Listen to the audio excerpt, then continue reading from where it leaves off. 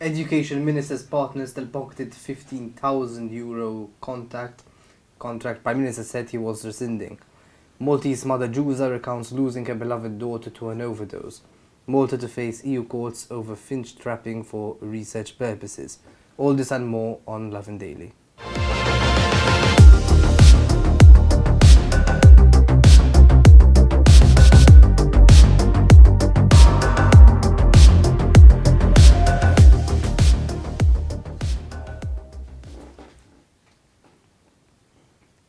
Good evening and welcome to Lovin Daily. I'm Diacono, joined today by Julian Bonnici, and today we have a very special guest, Repubblika President Robert Aquilina.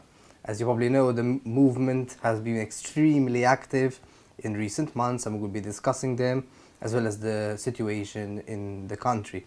But before that, let's get to today's stories. Ju, what's happening with the Education Ministry? Yeah, so a little update on quite a major story involving the Education Minister, Daniel Bogdanovic, the former footballer in an intimate relationship with Education Minister Justine Caruana, was actually paid the full €15,000 for a dubious contract that was supposedly rescinded by Prime Minister Robert Aquilina. So analysis by the Shift News into direct orders from the Education Ministry confirmed that Bogdanovic was actually paid that huge amount for essentially a work for visiting government schools and drafting recommendations on how to improve the national sports schools' ability to produce elite athletes. So when the contract was first revealed in March, it was highly controversial, partly because, Bogdanovic, despite being a former footballer, has zero qualifications in the field to draft such crucial recommendations for Malta's sports sector. Prime Minister Robert Aquilina at the time said the controversial deal was scrapped as soon as he found out. However, new information proves that could have been a lie from Malta's Prime Minister. The contract raised eyebrows notably as well because of Bogdanovic's intimate relationship with Caruana, particularly given that he's continued to work there despite the concerns over how the contract was given. Now, Caruana, for those who don't remember, was actually hospitalized soon after the incident was initially reported, due to tensions between her and certain ministry officials over the employment. However, that hasn't stopped this issue from continuing, and while maybe the Education Minister and the Prime Minister thought that this would all be buried under the sand following, the endless news cycle in Malta, it turns out, Bogdanovic was paid €15,000 in full. That's €5,000 a month from taxpayers' money, Just a little bit of perspective, compared to how much, everyday people are earning. Now, what I feel this shows, is, it should really be no surprise, really, that the education system is in the worrying state it is, and in my opinion, at least, Prime Minister Robert Aquilina's refusal to take action is a clear mark of his view on the sector in general, Caruana, at least in my view, following this, is simply not fit for purpose. She only was forced to resign last year because of her only recently estranged husband's links to the Daphne case. Her ex-husband, Silvio Valletta, was actually the assistant commissioner who is believed to have been leaking information to Jorgen Fenech, crucial information on the case, throughout the investigation. At least for me, rather than issue an employment policy, trying to highlight all the lacunas there are in the Maltese education system, maybe putting somebody who is fit for the role might just be the start. Well, yeah, no, this I see this as a complete slap in the face for everyone who works as a teacher. You're meant to jump through so many hoops to become a teacher and get qualified, and even then, your starting salary is way lower than it should be. But then, out of the blue, someone who's very close to the minister just is given €15,000 for a job that seems like a very easy job as well. So, this is a statement from the government. This is how much we value you value your work. Yeah. This guy is getting a cushy job like this. A complete sign of disrespect. And expect an answer from the Prime Minister. Moving on, a Maltese mother has opened up to Pepe Azzopardi about the heartbreaking experience of losing a daughter to drug addiction. Now, this is something we don't really speak about that often because it's a very private. They're usually very private affairs, very sensitive. But this woman GUŽA really poured her heart out. She said her daughter Bridget started doing drugs at 14. She would become someone else when she was doing drugs. In her words, my daughter had a good heart, but you change with drugs. She no longer saw reality. This is probably something that people who have experienced this would understand full well. This is sharing a story ahead of a marathon by Caritas to raise awareness and to raise funds as well to help families stop their children from taking drugs. So yeah, it's a very powerful story. It's one of many. It's also coming, though, a few days before Parliament starts discussing a bill to reform Malta's cannabis laws. Let's not conflate the issues at all, because obviously for all the good Caritas does, they're also extremely wrong on this issue that cannabis possession should remain and cultivation should remain a crime. They're not the same thing. There's the treatment of addiction versus the criminal justice of making sure people have the right to choose what they want, to smoke cannabis if they want without the police coming down in full force. Yeah, that's correct, and I think the cannabis reform, I personally don't think it should just stop there, right? I think there needs to be a major shift to perceiving the people who use drugs. I think it will actually help us effectively deal with drug addiction much better. Nowadays we see a lot of drug addicts who commit crimes because of their addiction being sent to prison. The most recent notable cases like Kim Nicholas, so we really actually need to mature enough in the debate to understand that, hey, there are users out there. Drug addiction is a health issue that needs to be taken as a priority. And for when people are facing addiction, they have the proper resources, the proper system in place to go and address their concerns openly, truthfully, without fear of prosecution. On to our next story, a story from the environmental front. Malta's weird decision actually, to allow the trapping of finches for research purposes will face a challenge by the European Commission within the EU's Court of Justice. So today, in a statement, the Commission said that even though the declared objective is research, several elements indicate that the scheme in practice allows for a large number of birds to be captured without being reported, contrary to the strict conditions of the derogation set out by the Bird Directive. For those of you who don't know, the trapping of finches was actually meant to be outlawed in Malta following an EU court decision, which found that Malta's derogation from the EU law had not been justified. The Maltese government has been bending over backwards to make sure finch trapping is reality, coming together with the hunting lobby to say that, we're going to continue trapping finches for research purposes. But as we all know, all too often, hunters and trappers breach regulations with little to no enforcement of what they do. Now, FKNK in a statement have once again somehow blamed BirdLife and CABS for pressuring the European Commission to do this job. I mean, to think BirdLife and CABS are so powerful, well done to them if they are, but it seems like a crazy claim, particularly with the European Commission's work already in the field.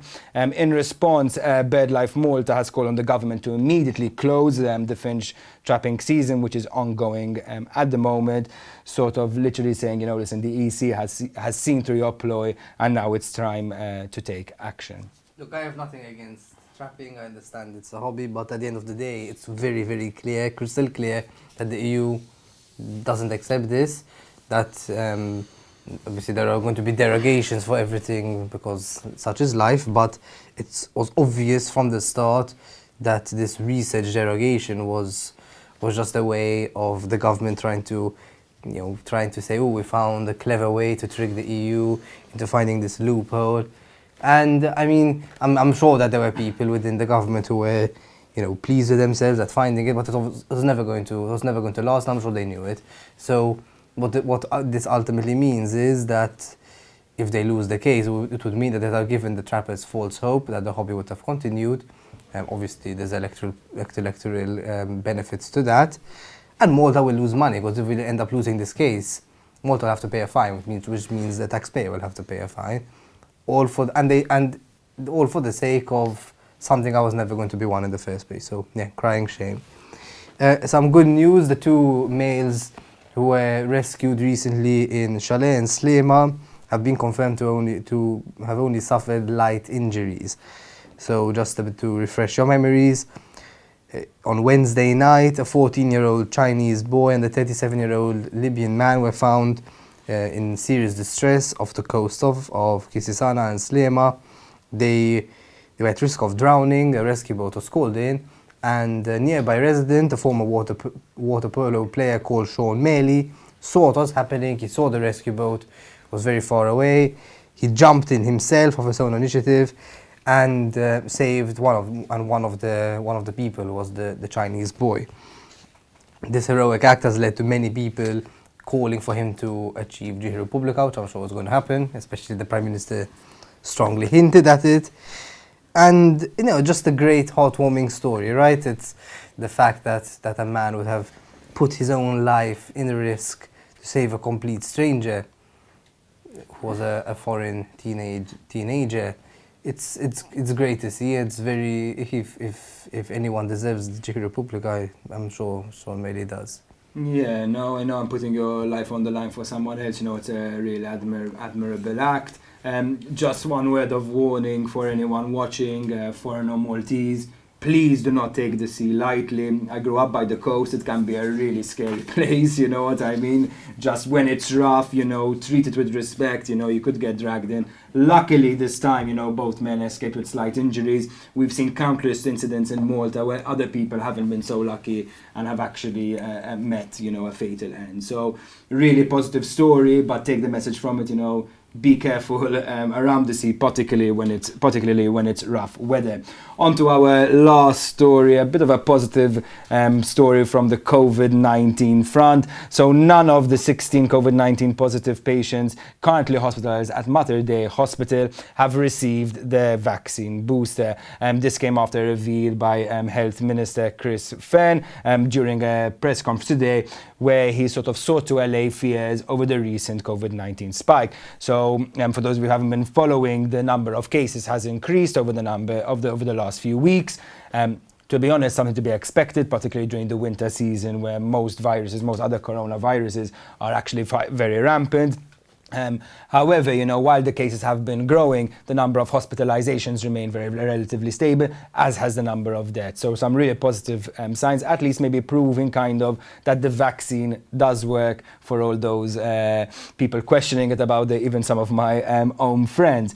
So Fenn said, the fact that 16 patients, that none of the 16 patients have received the booster is really amazing, because 70,000 people have received the booster so far. Those 70,000 people are all in the vulnerable category and are the most likely to end up within the ITU or suffering, some fatal result from catching COVID-19. Out of the 16 patients, 40% haven't been vaccinated at all, which is quite a significant figure given that, just 5% of Malta's available population hasn't taken the COVID-19 vaccine. As Fenn said, it seems that the booster is providing immense protection amid the recent spike. He also played down suggestions that Malta could reintroduce COVID-19 restrictions, given obviously, that the number of people within ITU is still quite low. However, he did stress, that we have to assess the situation prudently, particularly coming up to the winter months, which tend to see quite a lot of virus intake. I mean, just a year ago, for some positive spin on this, just a year ago, we're seeing over 100 new cases every day. We're seeing numerous people die every day. And at the time, very strict restrictions were put in place where we could barely even be a few people of us outside. Restaurants were closed, bars were closed. So the vaccine has helped, and let's say positive for the time being. Yeah, no, it's good that Chris Fenn is dismissing suggestions that there's going to be any more restrictions. I mean, ultimately, what I think restrictions are going to do at this stage is just make people lose faith in the vaccine. If we're talking about people taking boosters, the need to take boosters, if we're going to say introducing restrictions, it's going to discourage people from taking boosters. Why? Because they'll start questioning what's the point of this vaccine. It wasn't the whole point of it to go back to normal as in pre-pandemic normal, and so why are there still these restrictions? And that would be a game changer. So it would be absolute, especially like we've just come off a whole discussion about the economy and we're still going on about the debt rising, absolute madness to even think about closing businesses down again. And I think there will be more social unrest this time round. But it's a good thing that the government is closing the lid on that immediately. So that's it from us today. Stay tuned because we're going to be interviewing Robert Aquilina, the president of Repubblika, in just a little bit. Everyone says that young people are the future, but all too often the powers that be suddenly become deaf when we want our voices heard. That's where the European Parliament has stepped in, giving young people a platform to share their ideas in one of the most powerful forums in the world. The European Youth event took place between the 8th and 9th of October, bringing together 10,000 young people to discuss more than 2,000 ideas for the future of Europe. With the 20 most popular ideas being presented to Parliament on the 22nd and 23rd of October, there are an incredible set of proposals covering some of the crucial issues facing the EU. It's clear that the environment is a priority for young people who presented concrete ideas looking to make recycling easier around the block and ensure that companies are held accountable for their role in climate change, something which has been lacking for far too long. Rule of law concerns in the EU should also be addressed, with young people demanding a more effective mechanism to protect the EU values that we all take for granted. What's clear is that young people support a federal Europe and are ready to work together to help solve today's and tomorrow's problems. Whether that's boosting our healthcare systems, our educational structures, and our digital landscape, or promoting multilingualism and a stronger asylum seekers policy. Ultimately, young people are demanding that we start learning from our mistakes to help create better policies in the future for you and me. How do you say awesome work in 24 languages? Well, whatever the case, I'm sure that young people will certainly have the answer. Should young people be the drivers of change? Let us know in the comments below.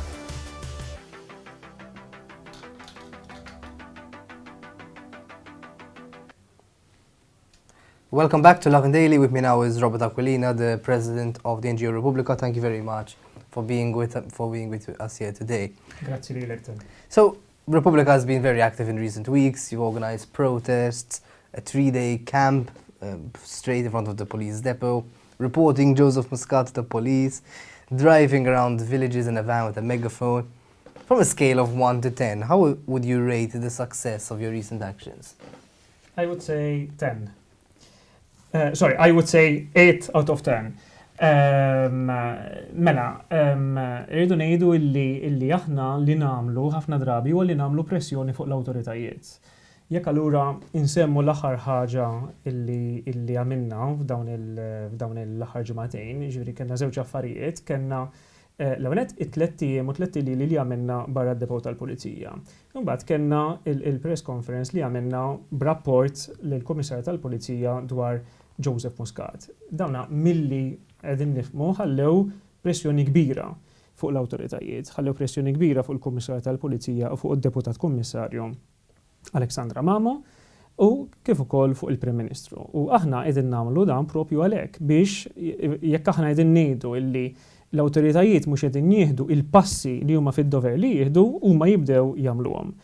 L-istess pereżempju aħna minna sajf ta' pressjoni fuq il-Kummissarju tal-Pulizija biex jibda jieħu passi kontra l-untouchables.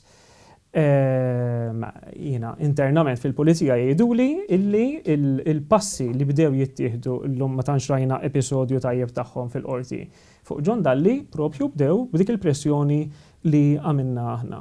Jiġifieri jiena nemmen li d-dini jitri l-qudiem għar-Repubblika fix-xhur u snin li ġejjin. So you're saying it's very effective because it's pressuring the authorities, but don't you think it's also emboldening the support of these political figures? So, for example, Konrad Mizzi actually increased his votes in the 2017 election when people knew that he had a Panama company. Dak li jusew dak li ħażin, bħalma kienet tgħid Defne Karan Galizja, ma jiddependix fuq il-persuni li jgħidu jaqblu x'man-naħa jew ma' oħra. Jiena tal-fema illi l-ikbar problema li għandha Malta hija sens qawwi ta' tribalizmu u ta' klientelizmu. U dal il-fenomenu iwassal biex xi ħadd bħal Korrad Mizzi ikun popolari. Jien m'għandix dubju li kieku Korrad Mizzi jerġa' joħroġ għall-elezzjoni, partikolarment jekk jitħalla mhux se tiġri, però jekk jitħalla joħroġ mal-Labour Party jitla sparat minn żewġ distretti. Għaliex sfortunatament hawn sezzjoni ta' Maltin bħalna illi l-korruzzjoni toġobhom, iriduha.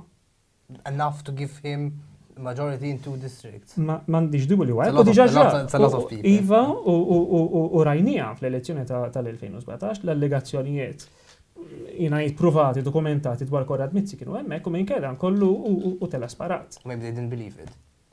Ma nemmix li huwa hekk. Jiena il-kontakt li jkolli man nies anke li jappoġġjaw il-Partit Laburista mhijiex dik, imma sempliċement huma ħafna minnhom jgħidulek isma' l-ħażin u l-korruzzjoni mhix dejjem eżistiet, speċi din l-korruzzjoni n-naħa tagħna.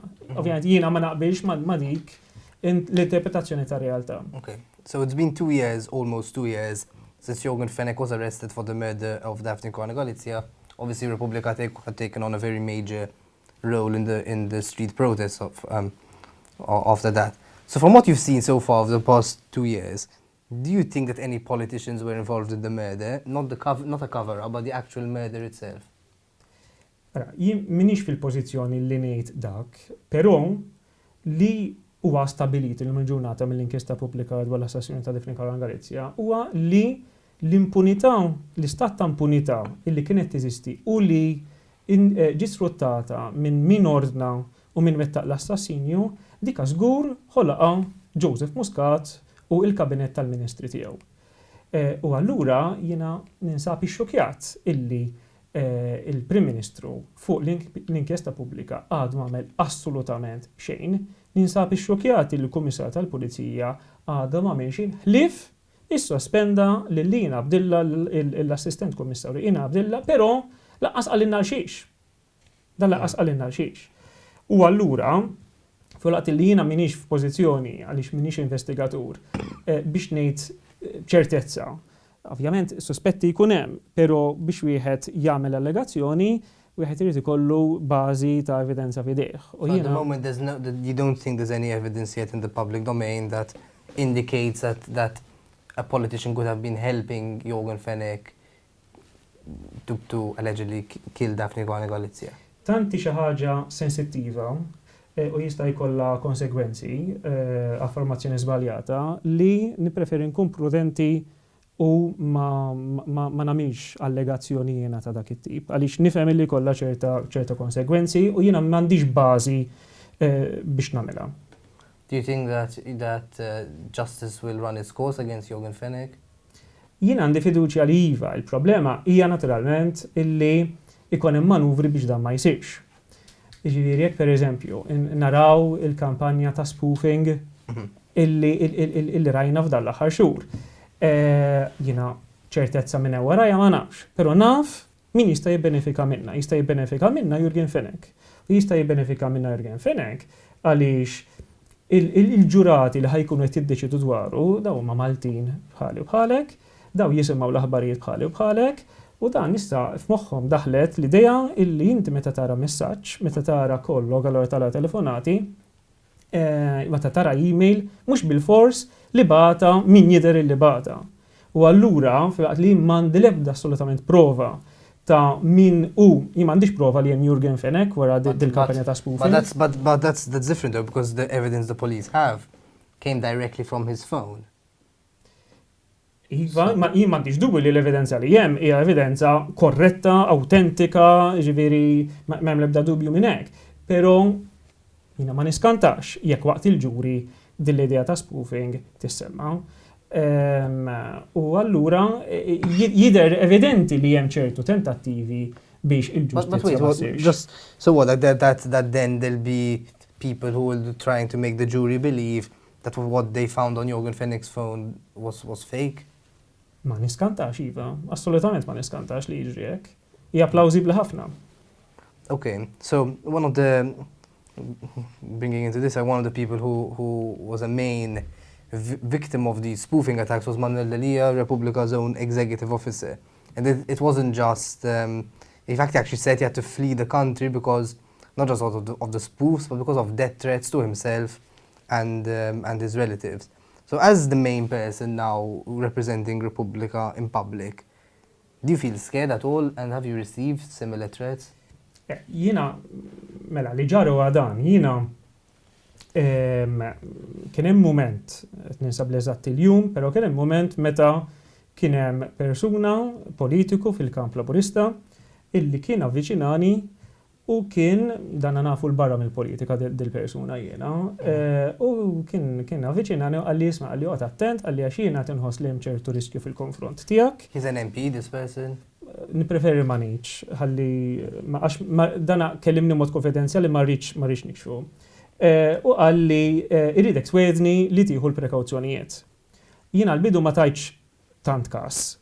Xi ġimagħtej wara kont qiegħed nieħu kafe ma' Manuel u rajtu nkwetat ħafna ħabba sitwazzjoni li kien għaddej minnha. U kif konna daqsxejn hekk bil-kwiet jiena semmejtlu x'kien ġara lili u għalli qed tagħmel ħażin ma titkellimx għalli u insomma ddeċidejna illi flimkien nagħmlu rapport lill-Kummissarju tal-Pulizija u nitolbu xi forma oħra ta' protezzjoni. U insomma mbagħad il-livell ta' naturalment ta' protezzjoni li tingħata dik tinżamm konfidenzjali għaliex tista' tintuża ħażin. Ġara mbagħad illi naturalment l-affarijiet komplew jaggravaw, ġraw affarijiet illi Manuel bir-raġun u jiena naqbilt miegħu iddeċida ma jgħidx pubblikament dwar ċertu teddid illi kien hemm, però naf bħala fatti li seħħew. U Manuel iddeċida illi iqatta xi żmien barra minn Malta. U kien kellimni u jiena ovvjament offrejtlu l-appoġġ tiegħi għalhekk. Have you received these threats as well, though, besides this warning from a Labour, from someone within the Labour Party? Like, have you received personal threats to your life? U jkun hemm żewġ tipi ta' teddid. Ikun hemm teddid illi ikun mod anonimu. Inti ma tkunx taf min qed jagħmelhomlok u daw jeżistu. U ikun hemm ukoll teddid illi jkun quddiem wiċċ kulħadd. Li jkunu Facebook posts, jew inkella ħafna drabi kummenti taħt posts, u jkunu ta' teddid, ġifieri xi ħadd jgħidlek inti ħaqek il-forka, jew inti ħanniġi għalik b'gaffa u ħanaddi minn fuqkom u noqtolkom. Dik teddid aktar minn hekk. Has the thought of leaving the country ever crossed your mind? Ħani, dak kulħadd ikollu ċirkostanzi partikolari tiegħu. Fil-każ tiegħi jiena l-eruq tiegħu huma totalment hawnhekk, jiena notar, għandi uffiċċju bi klijenti, ġifieri l-eruq tiegħu huma hawnhekk u dan mhux possibbli li nagħmlu. So, moving on a bit, Repubblika's president-elect, Alessandro Di Crespo, was recently criticized by Rozjanko Tajjar, the Labour MP, for mocking Michel Muscat's new makeover. Are you concerned that despite all the work you're doing, some people might be viewing Repubblika as like a petty group? Dan dejjem sessib min jikritikaku min ma jaqbilx miegħek. Jien l-assessment tiegħi ta' dak li ġara huwa li ma kienx mokeri li kienet qed tagħmel Alessandra u mhux waħedha nagħmluha l-koll minn żmien għal żmien, huwa li nikkritikaw il-fatt li il-mara tal-ex Prim Ministru diżonorat Joseph Muscat bl-attitudni tagħha tinsolenta li poplu Malti. But she didn't do that. She said 2 photos of Michel Muscat, one with her makeover and another one, an old photo of her not looking the best, and then just one line, not mentioning corruption or anything like that. Ara, kulħadd jaf il-lifestyle tal-Muscats mhuwiex kompatibbli ma' dak mal-inkam li jiddikjaraw. U allura li jkollok il-Michel Muscat. How much do you think the makeover cost? Mhux il-makeover biss. Il-lifestyle qed ngħidina. U ma rridx nidħol f'affarijiet personali x'mhux l-istil tiegħi illi jiena noqgħod insemmi affarijiet personali tagħhom. Però huwa evidenti illi bil-paga li kellu l-Prim Ministru ma kienx possibbli illi jeffordjaw dik il-lifestyle. U allura li għamlet Alessandra huwa kienet propju qed timmira f'dik id-direzzjoni. Kienet qed tagħmel dik it-tip ta' kritika. Okay, so despite everything, the recent surveys, not just the recent ones, surveys are consistently showing that the Labour Party hasn't lost any support. In fact, it's gained support. How does this make you feel when you read these, like the latest surveys that were published last Sunday?